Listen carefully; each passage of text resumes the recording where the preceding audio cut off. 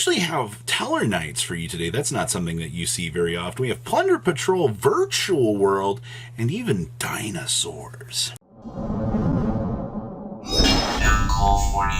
Make sure you guys smash the living crap out of that subscribe button so you guys don't miss out on more awesome content. So we're going to be starting off here with our Tellarknight list. Of course, we're playing one copy of Sheridan. I feel like this has just kind of become a little bit more normal out here.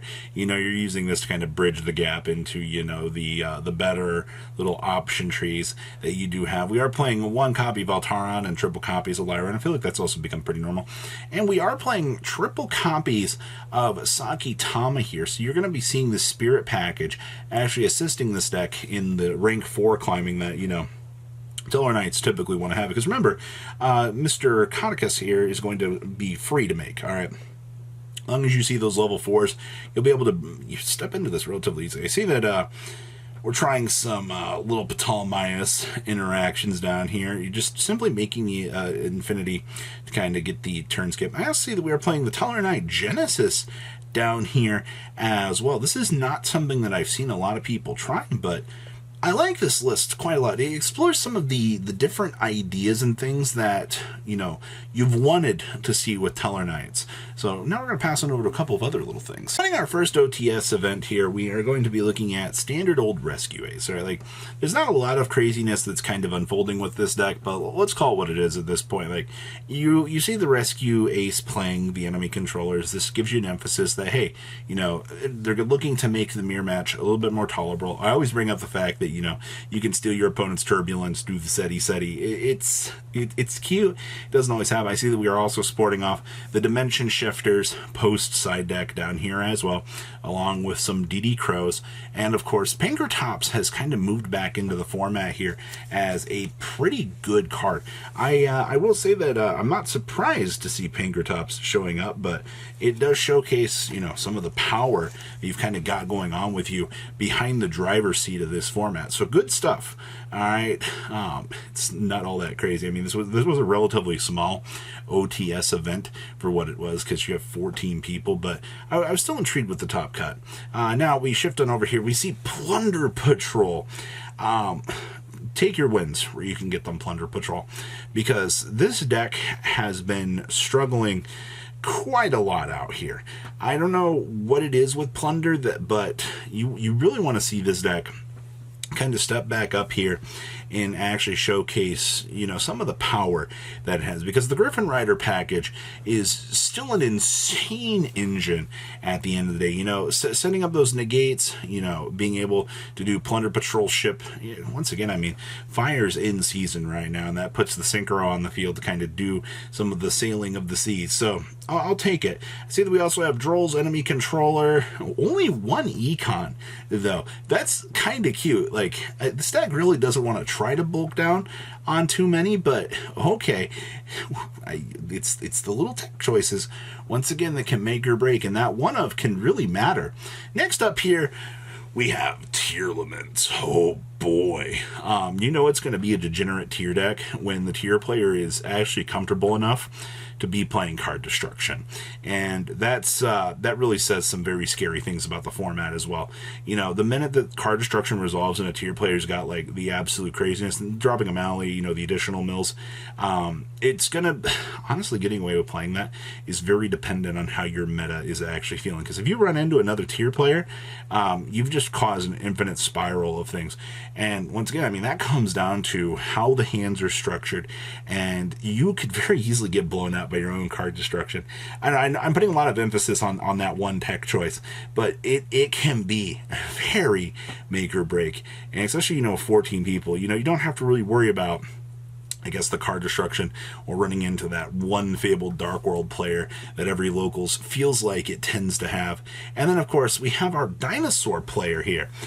We are playing triple copies of Ground Xeno. We are playing the Frostosaurus in here, and we are playing the Howlitzer. That is what I like to see. I really do love the little dinosaur package, actually kind of getting the chance to go through and showcase, you know, what dinos want to do besides being this little deck that sometimes kind of struggles to get off the ground. I see that we are playing Change of Heart Mind Control down there in the side deck as well, so you're going to have some interesting little odds. And we're playing Double Dark Hole as well, so you can trigger your babies and so forth to make sure that the deck can actually get itself going. But outside of that, 42 cards I think is fine. You're already main decking the Pinkertops. Yeah, this build feels pretty alright. I don't have any real complaints to say about this, so good stuff. Alright, now we're going to teleport on over here into another OTS event, and the winner for this one is actually, yeah, I know, it's Runic. Ooh. Now this build is sporting off 3 copies of Morganite. Now, I'm not happy about seeing that. I feel like that's a lot. But the real tech choices down here are in the side deck, where we're seeing Drowning Mirror Force of all things. That's right. Drowning Mirror Force. That's a thing on the direct attack. You wipe their field. I think it shovels everything back into the deck. You also see that we are sporting off the Triple Dark Bribe. That's fine. You're also seeing the Super Ancient Organisms down here as well. Interesting. I also am happy to see that somebody is playing the Doomsday Star in here. One slight near. That feels pretty normal at this point in time. But this is the current state of Runic, alright? Got a lot of little innovations and things kind of moving around out here, showcasing what this deck can do. And no Messenger of Peace. Interesting. Next up here we have the Virtual World. Where in the world did you come from? I see we're playing 2 droplets. We're actually main decking Skill Drain. Honestly, I think it's one of the things that makes this deck kind of cool, as opposed to some of the other builds, is this deck can actually navigate underneath the Skill Drain and not really get punished for it. I also see we're playing Utopia in here. Excuse me. We're doing some interesting little rank 4 plays in here. If I'm seeing basic Utopia down here, I'm also used to seeing like they're trying like Larkin plays and things. There's no Beatrice in here. We're playing the Evil Zor stuff, which is kind of cool. But there's, for this being a modern version of Virtual World and actually, you know, having it work, this is pretty standard, all real things considered. So kudos to Virtual World actually topping out here. And now we have, of course, surprise, surprise, surprise, we have Scareclaw with an adventure package nonetheless. So this duelist is going to be getting kind of the best of all the worlds out here, you know, where you're kind of able to do giant Scareclaw plays and then, you know, have your Griffin Rider package on standby to kind of assist you. And I mean, you play a dangerous game with this deck, but I think it's actually pretty good. I also see that we're playing a Bamboozling Gossip Shadow in here with Doomsday Star. I don't know how I feel about that. I feel like there should be a little bit more to that, but okay. I also see that we're playing the Droll. Most of the side deck stuff here is pretty standard, but let's give it up for Scareclaw here, actually showing us that this deck kind of gets a little bit more scary as, you know, your matchups tend to go. And yes, people are evolving the deck at a pretty crazy pace. Next up here, I see that we have Trap Tricks. Okay, so my first initial thoughts about seeing Trap Tricks kind of storming on into the meta here is I'm not all that surprised. I still think that this deck is literally the locals buster, alright? Like, if you're still on a budget and you still want to do your thing, you take the risk, you play Trap Tricks, you see how many, you know, cards you can burn through in the meta and how much you can try to set up. The deck does things relatively well still to this day. You do struggle with certain matchups, but that's just kind of how it is at this point. Like, you're not going to not get away with having, you know, rounded out matchups all the time. Remember, you are rank 4 turbo decks. You also get access to Exciton, Ptolemaeus, so you can actually set up Infinity. Your toolbox options with Trap Tricks actually are pretty impressive, all things considered. So, good stuff to actually seeing, you know, something kind of cool coming out of this. And then we have Dragon Link. First thing I'm going to tell you about Dragon Link here is still seeing this deck do its thing.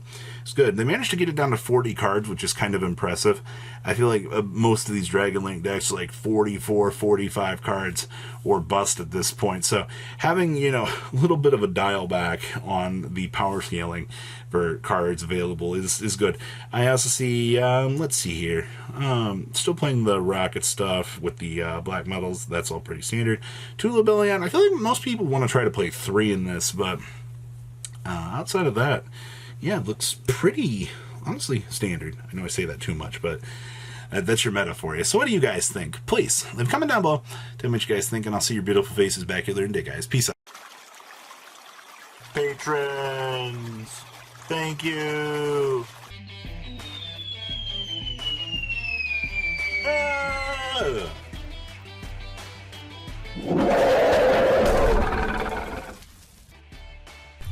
Thank you so much for watching. Check out these other videos.